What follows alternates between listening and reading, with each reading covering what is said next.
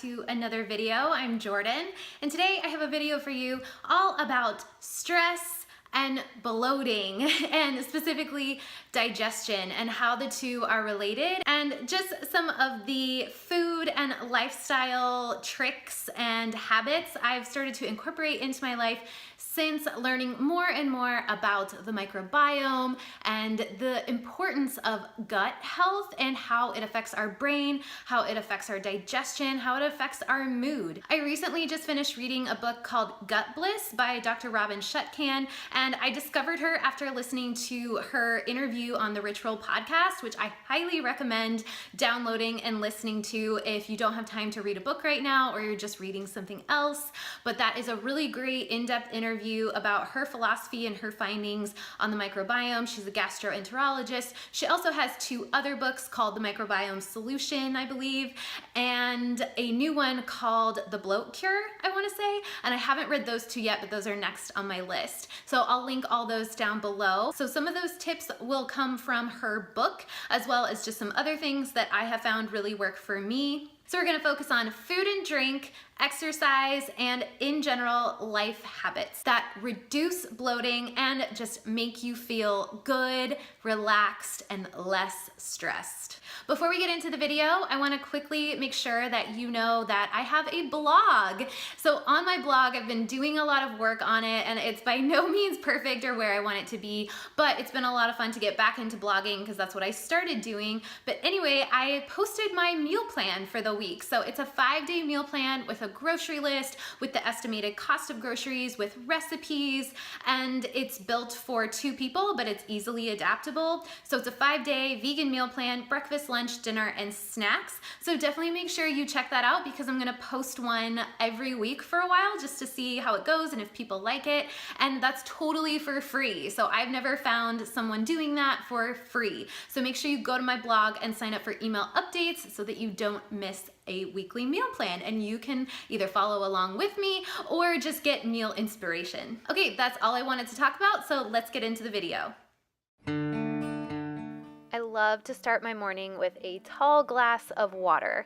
Water is so important to prevent dehydration and aid in good digestion and prevent bloating from happening. So I found that when I just started telling myself I needed to have a large glass of water before I did anything else in the morning, like have breakfast or have any other drinks, this really helps me get in more water during the day than I normally would.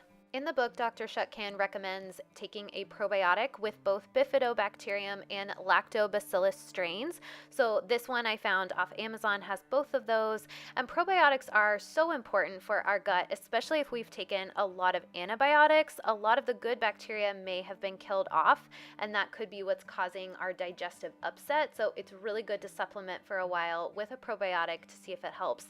I have been absolutely green smoothie bowl obsessed these days during the summer, but the good news is it is amazing for gut health. Consuming anti-inflammatory or essential omega-3 fatty acids from plant foods or algae is so important for gut health and bloating. So I have been adding flaxseed and spirulina to my smoothie every morning. Foods like greens and high fiber fruits and vegetables that I put in my smoothie bowl are really high in fiber, and they're whole plant foods that really promote the growth of good bacteria. So they're what are called prebiotics.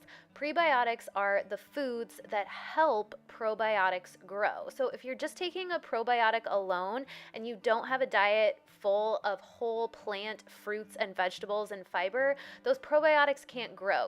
And here are some more vegetables here that I had picked up at the farmer's market. Foods like onion and garlic, zucchini, corn, tomatoes.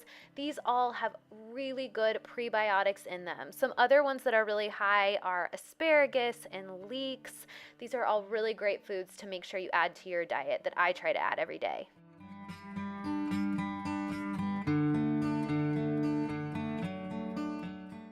Refined sugar is one of the main causes of inflammation in the body, so cut out refined sugar and replace it with whole plant foods that are just naturally sweet, like fruit. I've been loving snacking on watermelon lately. It's full of water and fiber, and it's so sweet.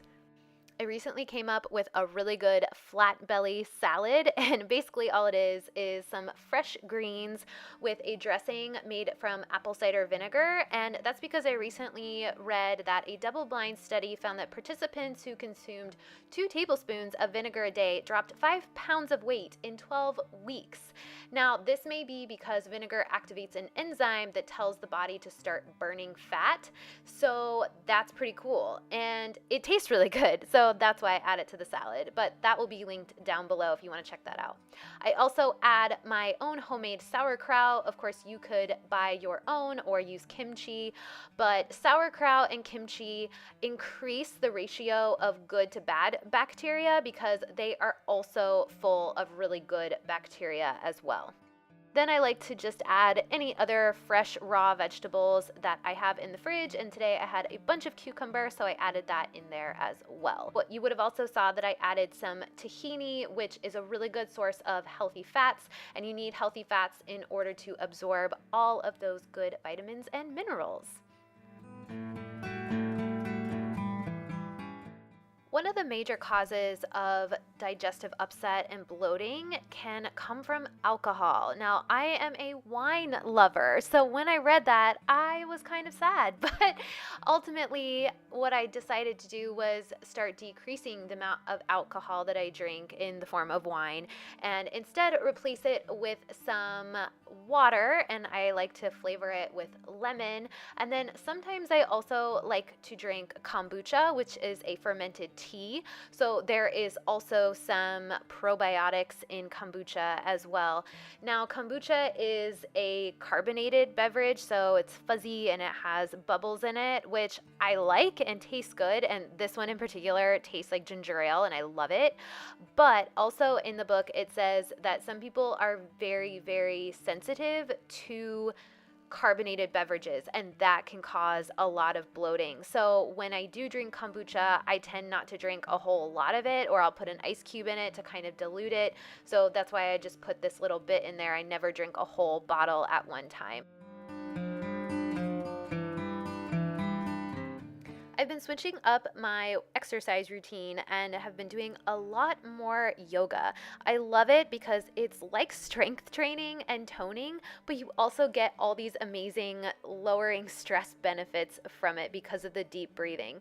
So here I'm just stretching out my shoulders because I tend to carry a lot of tension in my shoulders, but I'm also doing some of my favorite moves that are really detoxifying for the gut. So lots of twists and pulling your legs up to your chest. That just squeezes out all the toxins in your organs around your abdominal area.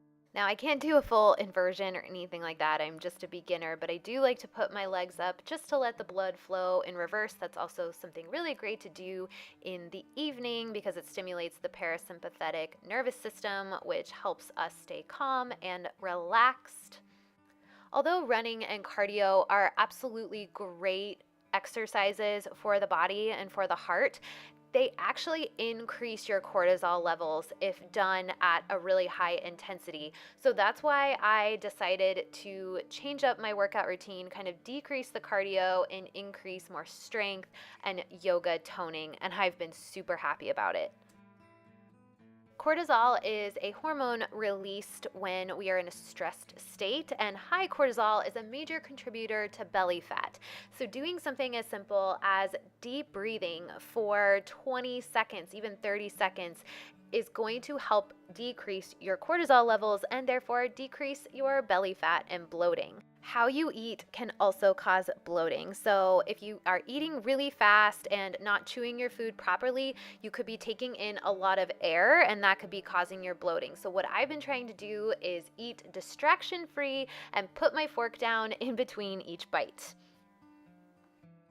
Now, I don't have any research to back this up, but something that's really helped me decrease stress is to read an actual book every day for at least a little bit. Right now, I'm reading The Hormone Cure, and I've been loving going to the library and finding books for free. That's like something I've rediscovered lately, but it really helps me calm down and just let my brain relax. My last tip for de-stressing is to hang out with the people or pets that make you happy. So I love to go on a walk with my dog. It gets me outside in the fresh air. If you don't have a dog to walk, maybe go on a walk with a friend or family member that you love and just makes you feel good. There's nothing more curing than getting out in the fresh air on a beautiful day. Thank you guys so much for watching. I hope you enjoyed my video about stress and bloating. Let me know what you think. If you have any questions or comments, make sure you subscribe to my channel by clicking the red subscribe button down below so that you make sure you catch all my videos. Like this video if you want to see more like it or that are related. And yeah, that's all I have to say. I will see you guys next week for another video.